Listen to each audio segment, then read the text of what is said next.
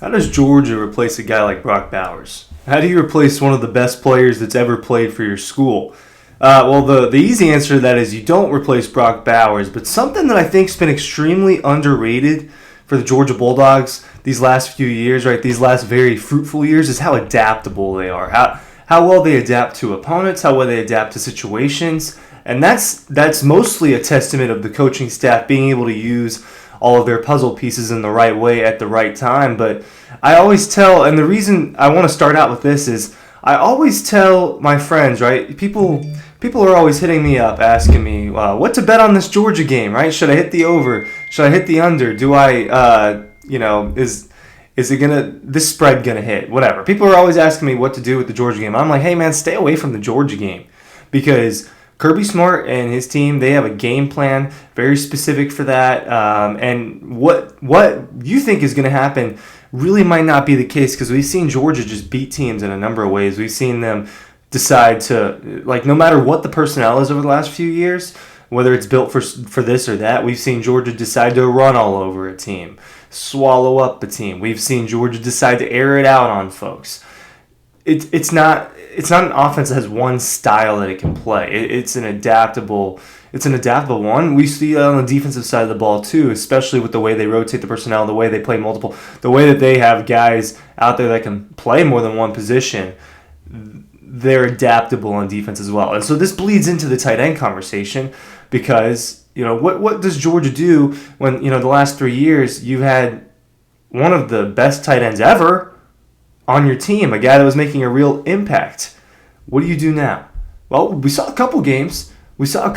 Right, this season. Ryan Coach from Dawg Post here, talking about post-Brock Bowers' life at the tight end position for the Georgia Bulldogs and on offense. So last year, there were 2 games where Brock Bowers did not play, right? He gets back. If you ask me, I don't like the way it was handled, and I think I was always pretty clear about that. But if you ask me, and that's not the point, but Brock Bowers, he gets back really fast from his injury. He only ends up missing 2 weeks, right? The Florida game, and then Missouri ended up finishing as a top 10 team, but a ranked matchup against Missouri. And against Florida, what was Georgia able to do? Well, they had another guy that you really, really like and is going to play in the NFL as well, Lab McConkey. They fed him. They fed Dylan Bell. They spread the love. I'll just pull up the Florida box score. That's probably the simplest way to explain this one. Dominic Lovett, 4 catches. Lab McConkey, 6 catches. You know what they like to do with Dominic Lovett and Lab McConkey? Those crossing routes, and they had a couple of those against Florida. Oscar Delp only had 2 catches, right? They were impactful for those 31 yards. Robert Thomas had a catch. C.J. Smith, Marcus Osby-Jackson, right? They spread the love without Bowers. And Bowers wasn't a guy that always force-fed, which also is another one of my points, right? I mean, he did have an incredible stretch there in 2023 when he was rattling off 100-yard games, and we thought that, oh man, he might get to the Heisman Trophy. This is a guy that's going to have a chance to be a finalist, right? If he keeps playing like this, especially for a tight end. We saw him used a little bit less in 22 than he was in 2021, in my opinion. I thought his freshman year was the most fruitful in terms of touchdowns. Obviously, the answer is yes to that. In 2022, it did feel like he had more of an impact, but statistically, he really didn't, right? And that's because Georgia's always spread the love. The threat of Bowers, though, is going to be gone, and Georgia's going to be just fine. There are going to be 3 extremely talented tight ends on this Georgia football team behind Bowers. Obviously, Oscar Delp will now be a junior. If Delp ends up having a big year, maybe he goes off to the league. I kind of see Delp as a 4-year guy, as a really productive 4-year player, a guy that obviously was a part of the 2022 national championship team. Not a huge contributor, but a guy that played in those games, a guy that had to play a lot more in the Ohio State game, right? That was, what do you do in a game like this? Darnell Washington can't really play. Well, Oscar Delp stepped in, freshman, filled his role, made some blocks. I remember, I reference specific plays I remember probably more often than I should, but there are moments that matter. I remember how hard Oscar Delp fought to help Kendall Milton score a touchdown against Ohio State. Competitor, right? He is not the dynamic pass catcher that Brock Bowers is. Not anyone really is at the tight end. I don't think people understand. We haven't seen tight ends like Brock Bowers before, right? We're talking about people like Travis Kelce and George Kittle that move around like him at the time. It's not a long list. So, and the guys behind him at Georgia, and now there's a third guy and a freshman, and they would have never played together. The guys behind, they're really talented too. We know what Oscar Delp is. He can catch the ball. He's big. He likes to hurdle. He can stiff arm. He's going to be their more physical body. Pierce Sperlin's a guy that's taller, right? He's like more like 6'6", 6'7", a little bit thinner frame. You saw in the Orange Bowl against Florida State, two of those guys get action. Now, neither of them got a ton of action in these games against Florida and Missouri because they masked the game plan.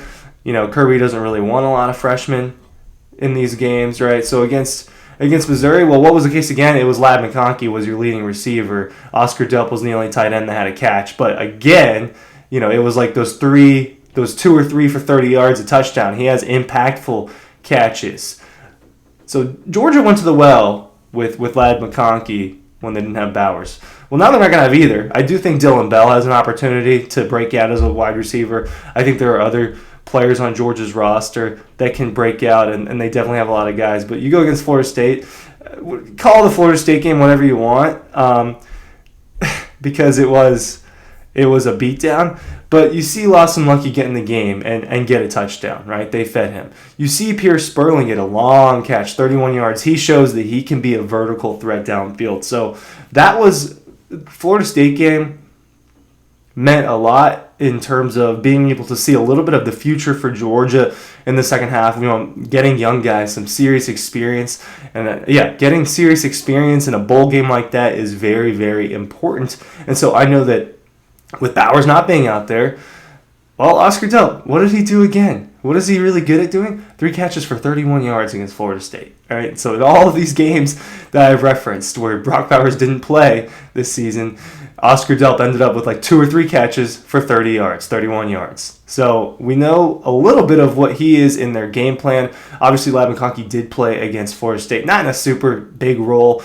They really did end up spreading the love. Dylan Bell is the guy you look for in the future, as this is the guy that I think can be their number one weapon on the outside, and a guy that they know that they can move around. But it'll be interesting once it's all roped back in with Dominic Lovett, Ra Thomas. Where do the transfers come in? But my point here is that at tight end, they're going to be fine. All right, Lawson Lucky, Pierce Sperlin, and now Jaden Riddell, the new freshman, right, out of Missouri. I think all of those guys, from what I've seen and what I've heard, are very talented. And they're not going to be the main starters, right, because they're going to get to be behind Oscar Delp. Oscar Delp, we know, is a guy that's going to come in. He's put on a lot of weight, right? So we know he's a more physical blocker than he was, and they did that on purpose. It'll be interesting to see, do they ask him to shed weight now? Do they want him to be a little bit more dynamic like Brock Bowers was, right? So maybe they want Oscar Delp to shed some of the weight that they, I'm assuming, encouraged him to gain in his time at Athens in terms of muscle, fat, whatever you want to call it. Oscar Delp's definitely thicker, and I think that that's on purpose.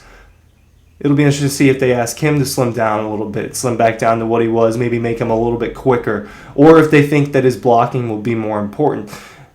But as you know, dynamic Brock Bowers was, they've got some dynamic guys behind him. Lawson Lucky's a guy that people see, you know, a little bit smaller like Bowers is, a little bit more athletic like Bowers is. Is he Brock Bowers? No. But you got to see a little bit of it throughout the course of the season. And he ends up with 2 or 3 catches on the year, but you see flashes from Lawson Lucky. And that's a guy that people are really excited about. Jaden Riddell's a guy people are really excited about as another big vertical threat, 6'4", 6'5", 230 guy. They've got the guys. And that's always my point. You've got to have the guys. You've got to have the players. And I think they do. Sperlin, right? He's a guy that had a couple impressive plays over the course of the year. And he was hurt during the offseason.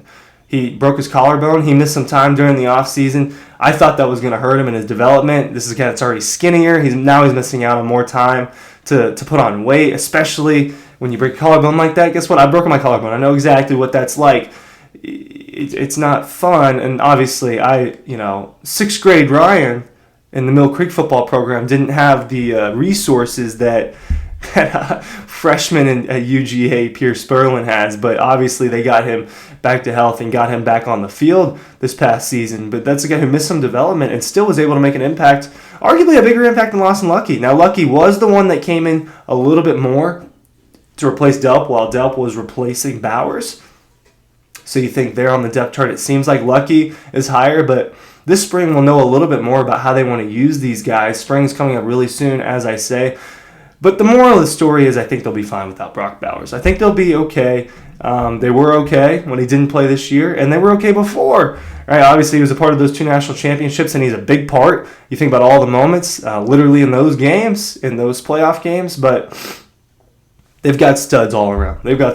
Thanks for watching.